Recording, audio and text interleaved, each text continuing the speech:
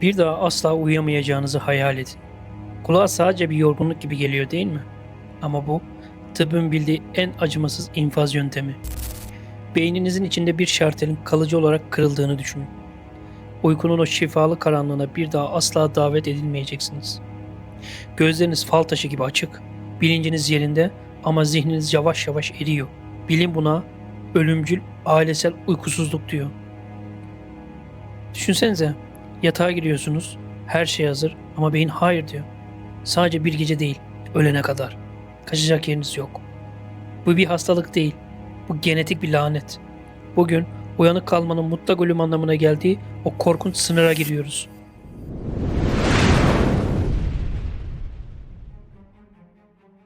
Her şey bedeninizin tam merkezinde, fındık büyüklüğünde bir bölgede başlıyor. Talamus. Talamus beyninizin giriş kapısıdır. Gelen tüm bilgileri o süzer. Uyku vakti geldiğinde kapıları kapatır ve dünya ile bağınızı keser. Ancak bu hastalıkta prion adı verilen hatalı proteinler kapıyı tam anlamıyla kaynak yaparak açık bırakıyor. Kapı kapanmıyor, beyin dinlenemiyor.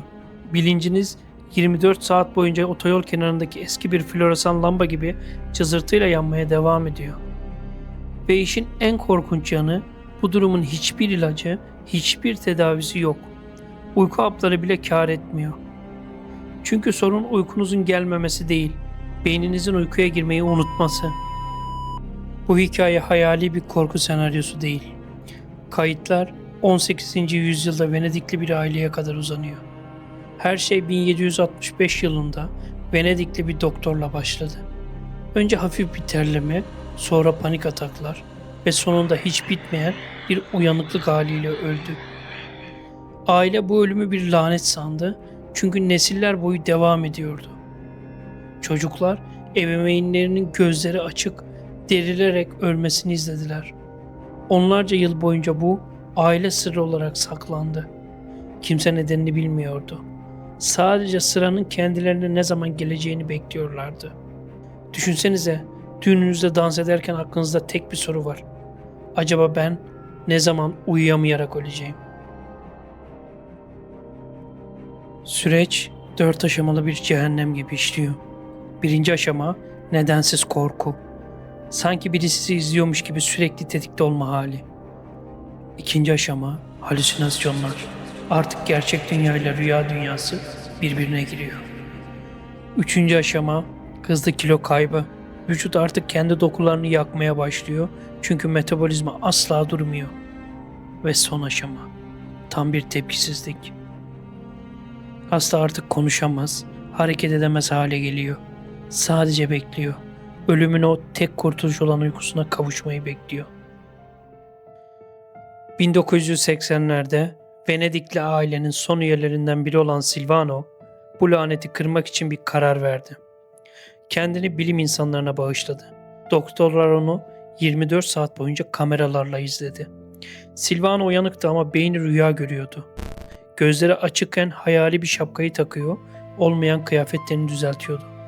Bilinci hala oradaydı ama gerçeklik algısı parçalanmıştı. Silvano öldüğünde tıp dünyası ilk kez bu hastalığın ne olduğunu anladı. Onun fedakarlığı bu karanlık genin haritasını çıkardı. Bugün hala dünyanın farklı yerlerinde bu genetik piyangoyu bekleyen aileler var. Kaliforniya'da yaşayan bir kardeş grubu, annelerinin bu hastalıktan ölümünü izledikten sonra test yaptırdılar. Sonuç pozitif. Şu an aramızda dolaşıyorlar, yemek yiyorlar, gülüyorlar. Ama işlerindeki saatin ne zaman duracağını bilmiyorlar.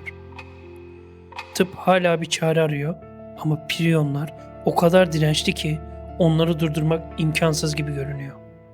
Düşünsenize, yarınınızın olmadığını bilerek yaşamak mı daha zor, yoksa hiç uyuyamamak mı?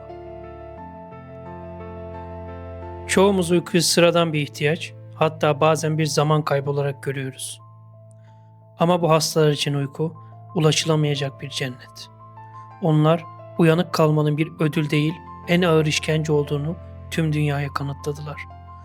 Bu gece yastığa başınızı koyduğunuzda, uykunun o huzurlu karanlığına dalabiliyorsanız, aslında dünyanın en şanslı insanısınız demektir. Çünkü bazen en büyük lütuf, sadece gözlerinizi kapatabilmektir. Zihniniz size bir kez ihanet ettiğinde kaçacak hiçbir yeriniz kalmaz. Gerçek bu. Beni izlediğiniz için teşekkür ederim. Bir sonraki hafta tekrar görüşmek üzere.